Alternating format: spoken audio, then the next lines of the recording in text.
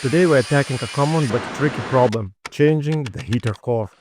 If your car's heater isn't working or you are finding coolant on the floor, you come to the right place. Let's get started. Heater core issues can be a real headache, but changing it yourself can save you hundreds of dollars. This is beginner-friendly tutorial, so don't worry if it's your first time. Yeah, what you all need. Common tools like sockets, wrench, clamps for a new heater core with O-rings, screws, a new heater core as we are replacing the old one, and a catch pan for coolant. Safety first, grab some gloves and safety glasses. Before starting, disconnect the battery to avoid any electrical issues.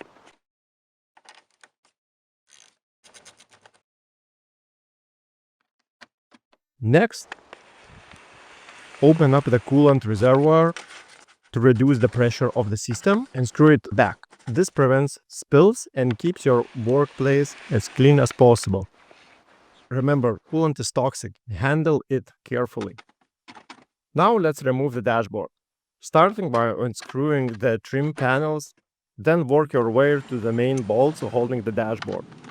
Keep track of all screws. Using labeled bags can help you out. In my case, I'm trying to find the spot where I can remove the heater core without disassembling the whole dashboard.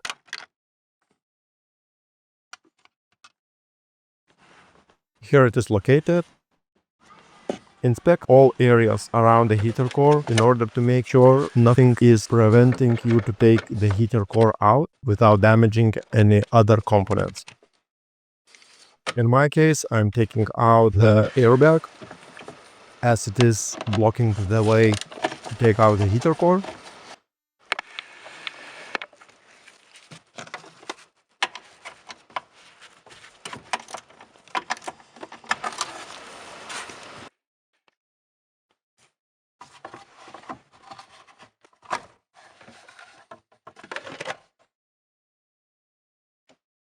Once that's done, I can tackle the all remaining bolts in order to remove it.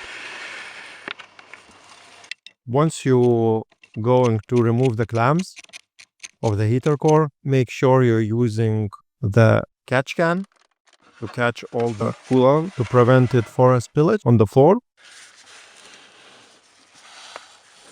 Take out clamps one by one. Once that's done, you can try to remove the heater core.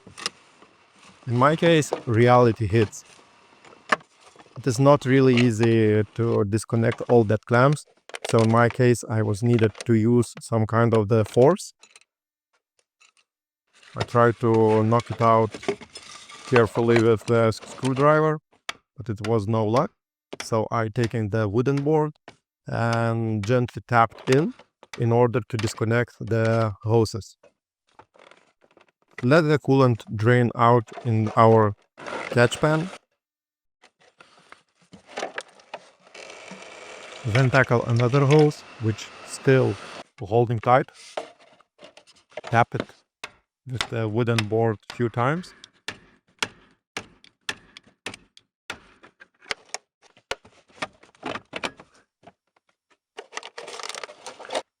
Once that's done, you can now remove the heater core. Now we can take it apart to see what causes the issues and why our heater core was not working.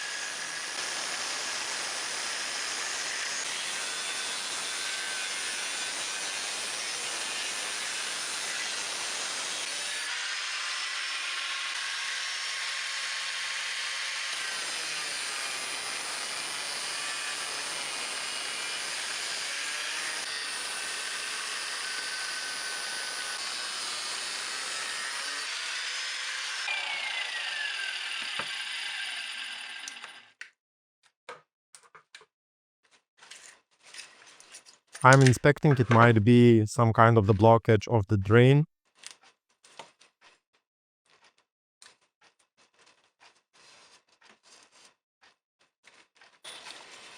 And now we are seeing here the drains.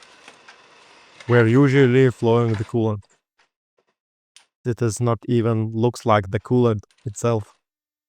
All that gunk was blocking the coolant hoses and all the drainage. This is why my heater core was failed.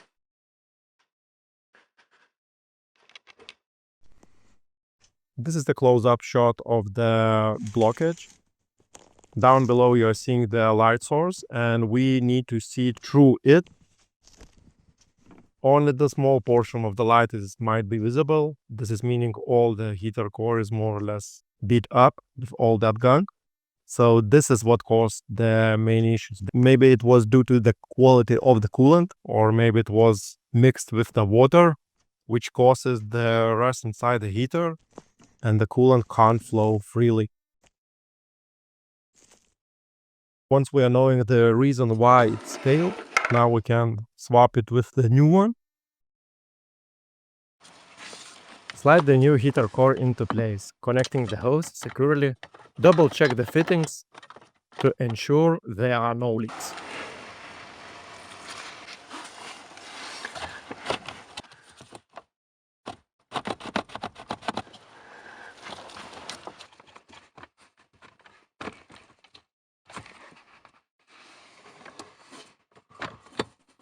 Now it is time for the new clamps and new screws.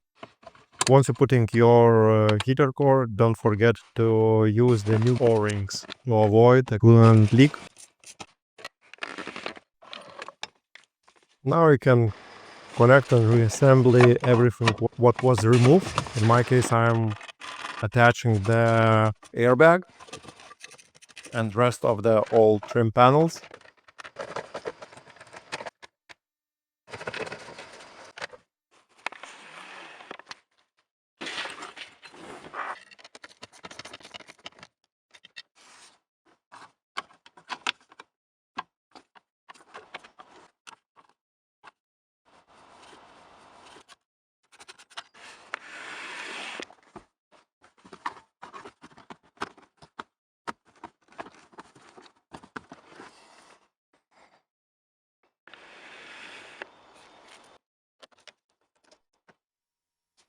Now you can reconnect the battery, and don't forget to add the coolant because we was drain a little bit of it.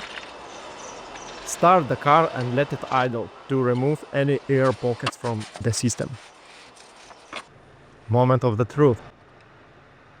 Turn on the heater to the maximum and check for warm air. Look under the dashboard for leaks. If everything's working, congrats, you successfully changed the heater core.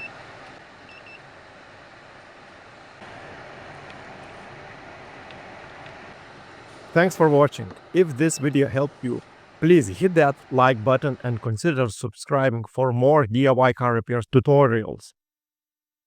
Got a question? Drop me in the comments below. See you in the next one.